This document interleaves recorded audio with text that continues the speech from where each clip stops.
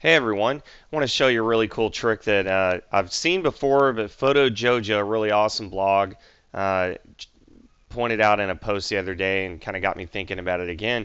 If you want to take a picture and you want to turn it into a coloring sheet for your kids, it's pretty easy, but you do need Photoshop to do it.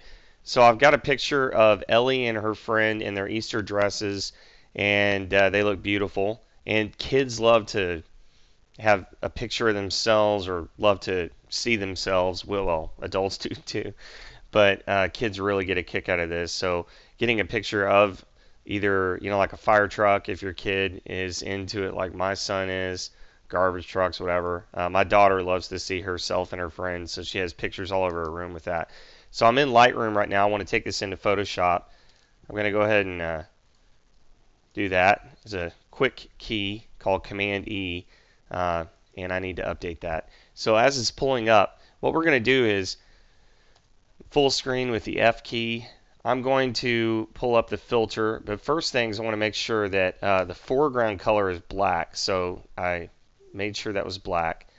And now I'm going to go over to Sketch, Photocopy. I want to shrink this a bit. And so this is what it starts out at. It's a little busy, but that's probably not too far off. As you see, if I go all the way back with detail, it's a little too thin. So I'm going to punch that up a bit.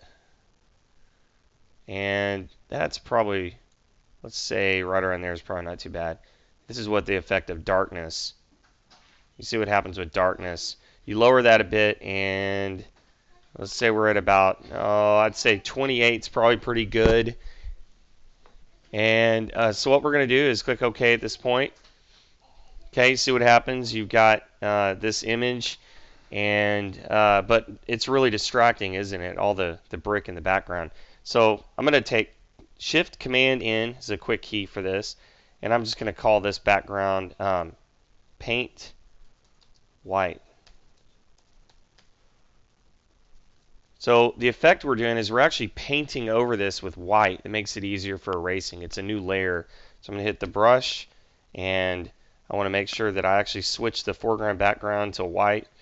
So make sure that brush is nice and big enough initially, and then you'll kind of work your way in on the edges. So if I start painting, you see what happens. I'm going to go ahead and speed up the video to get to the end, but you can kind of see when I get around on the details, I get in there a little tighter. I want that brush to be a little bit smaller. And it really doesn't have to be exact because these are coloring book pictures, but you can kind of see what happens. Okay, so I have painted in everything white and basically knocked out all of the background, the brick background.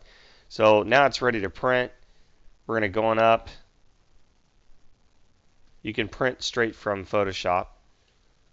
Scale to fit media. But see how it's landscape? We want to make that portrait.